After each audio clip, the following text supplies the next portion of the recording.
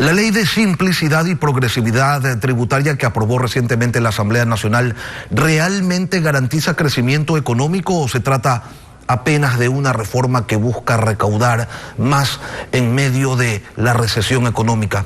Esa es la pregunta que muchos se hacen hoy y que hoy que nos acompaña el doctor René Sánchez García, exdirector de Rentas, exministro de Finanzas y especialista tributario, quisiéramos trasladársela. Doctor, buenos días.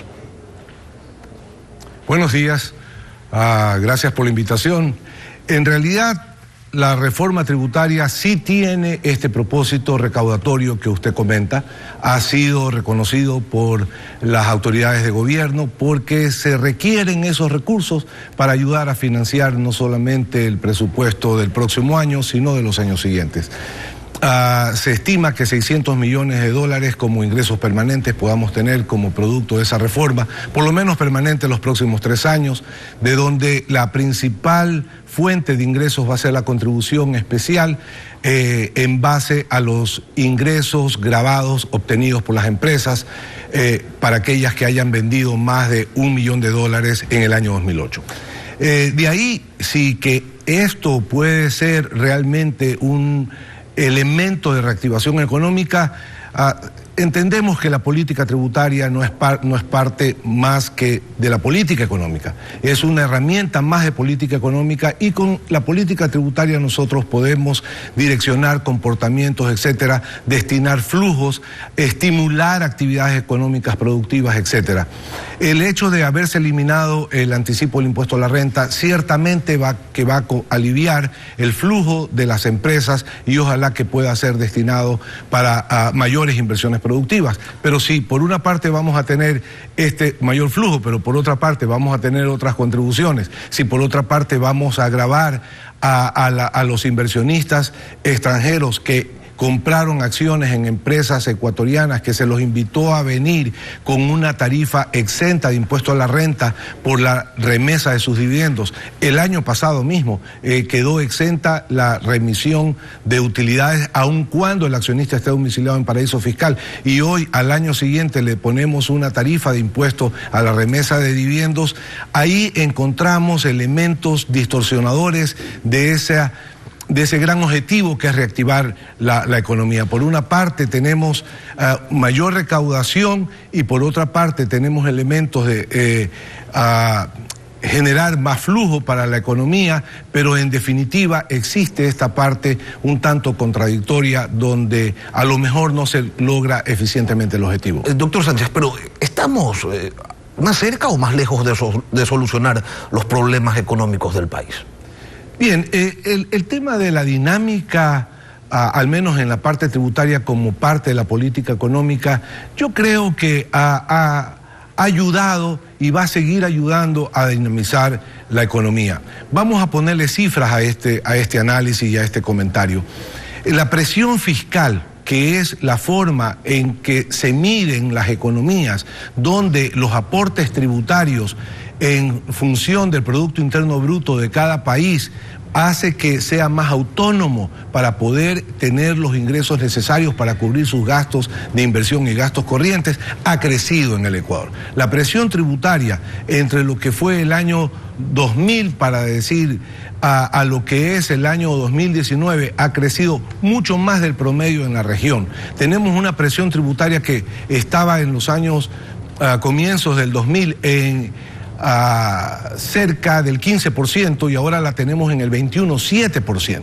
La presión tributaria o la presión fiscal incluye o comprende el análisis de todos los ingresos tributarios, no solamente los tributos internos que administra el SRI, sino también la aduana, también los ingresos tributarios de los municipios y la seguridad social. Y todo esto ha hecho que sea posible que el Ecuador nuevamente, entre otros elementos de política económica, se incorpore al mercado internacional, seamos otra vez capaces de recibir y ser calificados para recibir créditos como de los organismos multilaterales. No se han hecho tan malas cosas, entonces. Yo no creo que se hayan hecho tan malas las cosas. Creo que el proceso de reinsertar al Ecuador en la economía mundial es muy importante. Creo que es muy importante, creo que debemos seguir en ese camino haciendo esfuerzos, pero también creo, por otro lado, que el tema de la política tributaria tiene que ser un poco más racionalizada en la medida en que podamos evitar esta excesiva carga de dinamismo de la norma tributaria. Tenemos un problema muy grave, y el problema grave son 37 reformas a la ley de régimen tributario interno en 12 años. Eso es un promedio de 3 reformas a la ley de régimen tributario interno por año.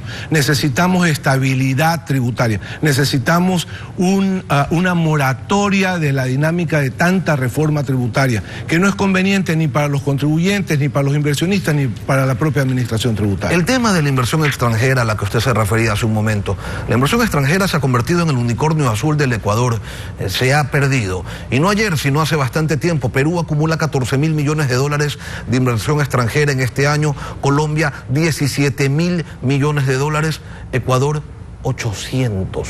Con este tipo de reformas debemos entender que el desaliento es mayor, doctor. Pudiera ser que afecte, de hecho, la reforma que tiene que ver con el gravar la distribución de dividendos. Pero no solamente este es el único elemento a considerar. El hecho de que se les haya dicho a los inversionistas que vengan que iban a tener sus dividendos exentos y que ahora estén grabados, pudiera ser que los desaliente, pero el tema en general de la excesiva falta de seguridad jurídica, de las constantes reformas, es un elemento que yo diría mucho más importante, porque lo que queremos los empresarios, por una parte, los analistas económicos, los inversionistas, los contribuyentes en general, es estabilidad, saber las reglas del juego, creer que las reglas del juego con las que yo voy a hacer inversiones en el Ecuador van a ser respetadas, creer que estar seguros y confiar de que la política con la cual yo estoy invirtiendo en un país no va a ser cambiada, y que si yo voy a esperar un retorno de tal volumen por una inversión de X monto, ese retorno, salvo ciertas variables, va a ser posible. De ahí que sí es necesario, por todo lo que estamos comentando, que la mejor reforma tributaria en nuestro país sea la estabilidad tributaria, porque eso sería reformar la dinámica constante que tenemos en el Ecuador. ¿Y es esa inestabilidad, le pregunto, doctor Sánchez, la que impide que terminen realmente destacando aquellos elementos positivos que tiene la ley, como los incentivos para los emprendedores? ¿Es esa inestabilidad, esa incertidumbre la que termina licuando aquellas pocas o muchas cosas positivas que pueda tener este proyecto, pues mejor dicho, esta ley aprobada por la Asamblea? Así es, estamos esperando que salga publicado el registro oficial. Debería estar publicado hasta el día martes. De la información que tenemos todavía en el registro oficial, hasta ayer no tenían el texto para la publicación. Seguramente va a estar en las próximas horas y tendremos la ley.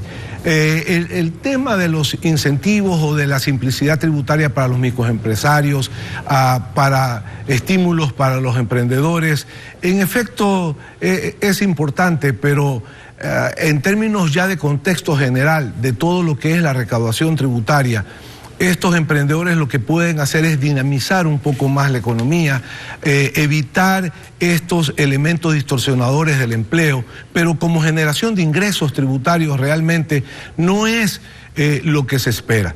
Que se pretende con las reformas de la simplicidad para los microempresarios y estímulos a los emprendedores es dinamizar estos sectores menos auspiciosos para la economía, pero el tema de fondo es la recaudación tributaria. René Sánchez, especialista tributario, ex director de rentas, ex ministro de Finanzas. Gracias por venir a Contacto Directo. Gracias por la invitación.